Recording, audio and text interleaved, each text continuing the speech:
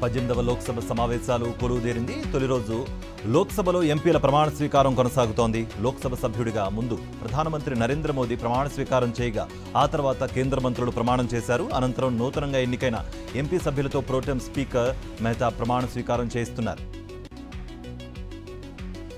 ప్రధానమంత్రి నరేంద్ర మోదీ లోక్సభ సభ్యుడిగా ప్రమాణ స్వీకారం చేశారు. ప్రోటెం స్పీకర్ భర్తృహరి మెహతాబ్ మోదీతో ప్రమాణ స్వీకారం చేయించారు. లోక్సభ సభ్యులుగా కేంద్ర మంత్రులు ప్రమాణ స్వీకారం చేశారు. కేంద్ర మంత్రులు రాజ్నాథ్ సింగ్, అమిత్ షా, శివరాజ్ సింగ్ చౌహాన్, అశ్విని వైష్ణవ్, కుమారస్వామితో పాటు పలువురు ప్రమాణం చేశారు. వీరితో ప్రోటెం స్పీకర్ భర్తృహరి మెహతాబ్ ప్రమాణ స్వీకారం చేయించారు. కేంద్ర మంత్రులు కిషన్ రెడ్డి, బండి సంజయ్ లోక్సభ సభ్యులుగా ప్రమాణ స్వీకారం చేశారు. వీరి చేత ప్రోటెం స్పీకర్ భర్తృహరి మెహతాబ్ ప్రమాణం చేయించారు. తెలంగాణ నుంచి ఎన్నికైన కిషన్ రెడ్డి, బండి సంజయ్ తెలుగులో ప్రమాణ స్వీకారం చేశారు.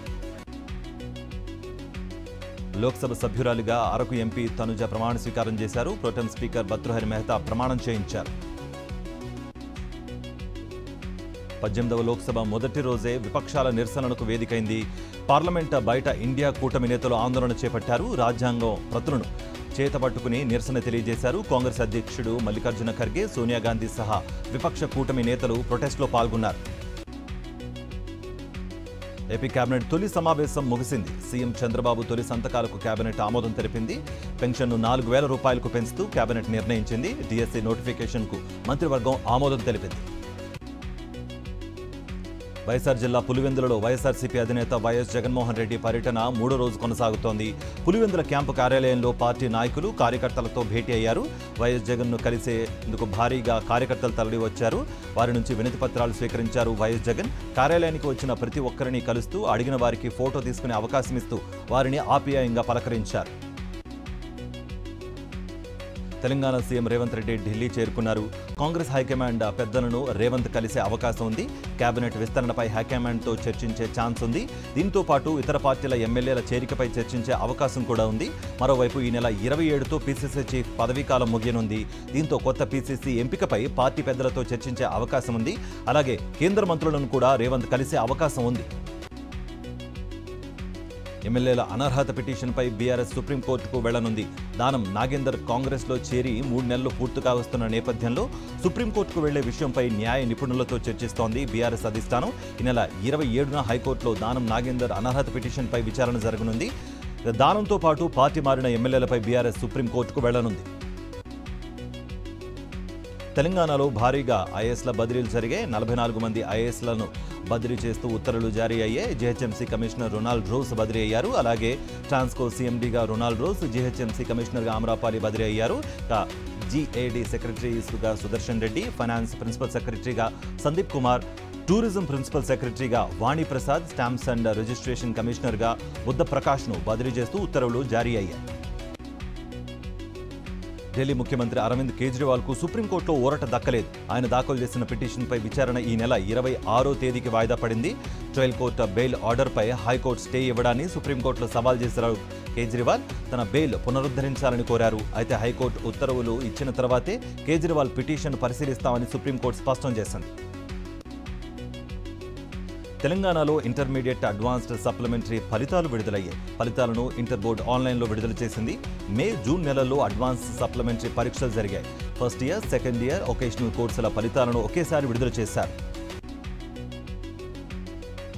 పార్టీ ఆఫీసులు కూల్చడానిక ప్రజలు అధికారం ఇచ్చిందని జై భీమ్ పార్టీ వ్యవస్థాపకుడు జడ శ్రవణ్ కుమార్ ప్రశ్నించారు. కోర్టు ఆర్డర్ ఉండగా కూల్చే అధికారం లేదన్నారు.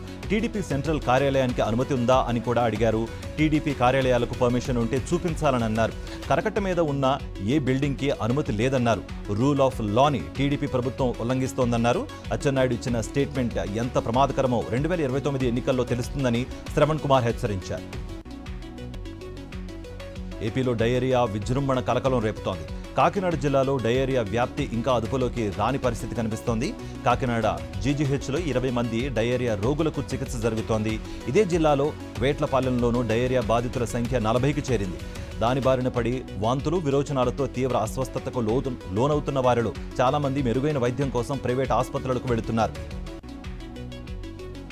తిరుమల శ్రీవారి దర్శన టికెట్లు విడుదలయ్యాయి. సెప్టెంబర్ నెలకు సంబంధించి 300 రూపాయల స్పెషల్ ఎంట్రీ టికెట్లు టీటీడీ అధికారిక వెబ్సైట్లో అందుబాటులోకి వచ్చాయి. అలాగే ఈ రోజు మధ్యాహ్నం 3 గంటలకు సెప్టెంబర్ నెల వసతి గదుల కోటాను విడుదల చేయనుంది. తెలంగాణ కాంగ్రెస్లో ఎమ్మెల్యేల చేరికలపై ఆ పార్టీ భిన్నాభిప్రాయాలు వ్యక్తమవుతున్నాయి. కాంగ్రెస్కు పార్టీ ఫిరాయింపులను ప్రోత్సహించాల్సిన అవసరం లేదని ఇటీవల ఎమ్మెల్సీ జీవన్ రెడ్డి వ్యాఖ్యానించారు. ఆ తర్వాత రోజే జగిత్యాల బీఆర్ఎస్ ఎమ్మెల్యే సంజయ్ కుమార్ కాంగ్రెస్లో చేరడం ఆసక్తిగా మారింది. ముఖ్యమంత్రి రేవంత్ రెడ్డి సమక్షంలో కాంగ్రెస్ కండువా కప్పుకున్నారు సంజయ్ కుమార్. జగిత్యాల ఎమ్మెల్యే సంజయ్ కుమార్ ఆసుపత్రి వద్ద ఉద్రిక్తత వాతావరణం నెలకొంది. ఎమ్మెల్యే కాంగ్రెస్లో చేరడంపై బీఆర్ఎస్ శ్రేణులు ఆందోళనకు దిగాయి. ఆసుపత్రిని ముట్టడించేందుకు యత్నించాయి. బీఆర్ఎస్ కార్యకర్తలను పోలీసులు అడ్డుకున్నారు. ఆసుపత్రి ఎదుట ఎమ్మెల్యే సంజయ్ కుమార్కు వ్యతిరేకంగా నినాదాలు చేశారు. మాజీ ఎమ్మెల్యే బొల్లినేని కృష్ణయ్యకు హైకోర్టులో చుక్కెదురైంది. బొల్లినేని రెండో భార్య కృష్ణవేణి ఫిర్యాదుపై దర్యాప్తు హైకోర్టు ఆదేశించింది. కృష్ణయ్య నాట్ టు అరెస్ట్ మరియు స్టే పిటిషన్లు కొట్టివేసింది. సమగ్ర దర్యాప్తు జరపాలని పోలీసులను ఆదేశించింది హైకోర్టు. తెలంగాణ వ్యాప్తంగా జూనియర్ డాక్టర్ల నిరవధిక సమ్మె కొనసాగుతోంది. ఎమర్జెన్సీ సేవలు మినహా మిగతా అన్ని రకాల విధులను బహిష్కరించారు జూనియర్ డాక్టర్స్. దాదాపు 4,000 మంది సమ్మెలో పాల్గొంటున్నారు. మరోవైపు చర్చలకు రావాలని జూనియర్ డాక్టర్లను ప్రభుత్వం పిలిచింది. వైద్యారోగ్య శాఖ మంత్రి దామోదర్ రాజనరసింహతో జూడాల చర్చలు జరుగుతున్నాయి. నిజామాబాద్ ప్రభుత్వ ఆసుపత్రిలో జూనియర్ డాక్టర్లు సమ్మెకు దిగారు. విధులు బహిష్కరించి 300 మంది జూనియర్ డాక్టర్లు నిరసన వ్యక్తం చేస్తున్నారు. సకాలంలో స్టైఫండ్ విడుదల, ఉస్మానియాకు కొత్త బిల్డింగ్, ప్రభుత్వ ఆసుపత్రుల్లో మౌలిక వసతులు కల్పించాలని జూనియర్ డాక్టర్లు డిమాండ్ చేశారు. సిద్దిపేట జిల్లా కేంద్రంలోని ప్రభుత్వ ఆసుపత్రి ఎదుట జూనియర్ డాక్టర్లు ధర్నా నిర్వహించారు. స్టైఫండ్ విడుదల చేయడంతో పాటు తమపై దాడులకు పాల్పడకుండా ఉండేందుకు రక్షణ కల్పించాలని జూనియర్ డాక్టర్లు డిమాండ్ చేస్తున్నారు. అత్యవసర సేవలు మినహాయించి అన్ని సేవలను నిలిపివేస్తున్నట్లుగా జూనియర్ డాక్టర్లు తెలిపారు. ప్రస్తుత వాతావరణ పరిస్థితుల్లో భాగంగా రైతుల విపత్తుల బారిన పడకుండా జాగ్రత్తలు తీసుకోవాలని వరంగల్ జిల్లా వ్యవసాయ అధికారిని ఉషాదయాల్, జిల్లా అగ్నిమాపక అధికారి శ్రీనివాసులరావు సూచించారు. రాయపర్తి మండల కేంద్రంలో రైతు వేదికలో ఎన్డీఆర్ఎఫ్ 10th బెటాలియన్ సభ్యుల కమిటీ అవగాహన సదస్సు నిర్వహించారు. ప్రకృతి వైపరీత్యాల వల్ల కలిగే వరదలు, పిడుగుల నుంచి పాడి పశువులను సంరక్షించుకోవడం ఎలా అనే దానిపై చర్చించారు. హైదరాబాద్ జీహెచ్ఎంసీ హెడ్ ఆఫీస్ ముందు డబుల్ బెడ్రూమ్ల లబ్ధిదారులకు ధర్నా దిగారు. డబుల్ బెడ్రూమ్ ఇండ్ల పంపిణీ కోసం సిపిఎం ఆధ్వర్యంలో నిరసన వ్యక్తం చేస్తున్నారు. డబుల్ బెడ్రూమ్ ఇండ్లను వెంటనే లబ్ధిదారులకు అందజేయాలని, ఇండ్ల వద్ద కనీస సదుపాయాలు కల్పించాలని డిమాండ్ చేస్తున్నారు. భద్రాద్రి కొత్తగూడెం జిల్లా చెర్ల మండలంలో గత 3 రోజులుగా కురిసిన భారీ వర్షాలకు మొగళ్లపల్లి గ్రామ పంచాయతీ పరిధిలోని పలు రహదారులు జలమయమయ్యాయి. దీంతో రాకపోకలకు తీవ్ర అంతరాయం కలుగుతోందని ఆయా గ్రామాల ప్రజలు ఆందోళన చెందుతున్నారు. అధికారులు స్పందించి రహదారిపై నీరు నిల్వ లేకుండా చేయాలని ఆయా గ్రామాల ప్రజలు కోరుతున్నారు. రంగారెడ్డి జిల్లా శంషాబాద్లో చిరుత కలకలం రేపింది. ఝాన్సీ మియాగూడ శివార్లో ఓ ఇంటి వద్ద చిరుత సంచారం విజువల్స్ సీసీ కెమెరాల్లో రికార్డ్ అయ్యాయి. చిరుత సంచారంతో స్థానికులు, రైతులు భయాందోళనకు గురవుతున్నారు. అధికారులకు చెప్పినా పట్టించుకోవడం లేదని వాపోతున్నారు. మేడ్చల్ జిల్లా గట్కేసర్ మాజీ ఎంపీటీసీ హత్య కేసును పోలీసులు ఛేదించారు. మహేష్ హత్యకు వివాహేతర సంబంధమే కారణమని అనుమానిస్తున్నారు. 2 నిందితులను గట్కేసర్ పోలీసులు అరెస్ట్ చేశారు. ఈ నెల 17న మాజీ ఎంపీటీసీ అదృశ్యమైనట్లుగా పోలీసులకు ఫిర్యాదు అందింది. పూడ్చిపెట్టిన మృతదేహాన్ని పోలీసులు వెలికితీశారు. కర్నూలు జిల్లా కోడుమూరు మండలం ముడుముల గుర్తిలో భారీ చోరీ జరిగింది. రాధాకృష్ణరెడ్డి అనే వ్యక్తి ఇంటి తాళాలు పగలగొట్టి దుండగులు దొంగతనానికి పాల్పడ్డారు. దాదాపు 3 లక్షల రూపాయల నగదు, 6 తులాల బంగారు ఆభరణాలు ఎత్తుకెళ్లిపోయారు. బాధితుల ఫిర్యాదుతో కేసు నమోదు చేసి దర్యాప్తు చేపట్టారు పోలీసులు. కళ్లకు రిచ్చి కల్తీసారా ఘటనపై సిబిఐ విచారణకు డిమాండ్ చేసింది తమిళనాడు బీజేపీ. కేసును కేంద్ర దర్యాప్తు సంస్థకు అప్పగించేలా చర్యలు చేపట్టాలని గవర్నర్ ఆర్ఎస్ రవిని విజ్ఞప్తి చేసింది. తమిళనాడు బీజేపీ అధ్యక్షుడు అన్నామలై, మాజీ అధ్యక్షురాలు తమిళిసై సౌందరరాజన్ సహా పలువురు నేతలు రాజ్భవన్కు వెళ్లి గవర్నర్ను కలిశారు. వినతిపత్రం అందజేశారు.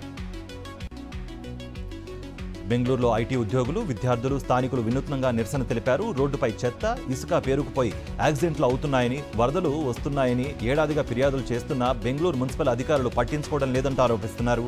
దీంతో నిన్న ఆదివారం సెలవు కావడంతో రోడ్లపైకి వచ్చి శ్రమదానం చేశారు. మన బెంగళూరు మన బాధ్యత అంటూ మట్టి చెత్త తొలగించారు. అన్ని కంపెనీల ఫోన్లకు ఒకే టైప్ ఛార్జర్ ఉండాలనే నిబంధనను కేంద్రం తీసుకురానున్నట్టుగా తెలుస్తోంది. టైప్ సి ఛార్జింగ్ పోర్ట్ మాత్రమే ఉండేలా కొత్త మార్గదర్శకాలు అమల్లోకి తేనుంది. దీనికి 2025 జూన్ వరకు గడువు విధించింది. ఇకపై కంపెనీలు తమ కొత్త ఉత్పత్తులను సి టైప్ ఛార్జింగ్ పోర్ట్ ఉండేలా తయారు చేయాలంది. తెలంగాణకు వాతావరణ శాఖ భారీ వర్ష సూచన చేసింది. 2 రోజుల పాటు రాష్ట్ర వ్యాప్తంగా మోస్తారు నుంచి భారీ వర్షాలు కురిసే అవకాశం ఉందని ప్రకటించింది. ఈ సందర్భంగా 12 జిల్లాలకు యెల్లో అలర్ట్ జారీ చేసింది.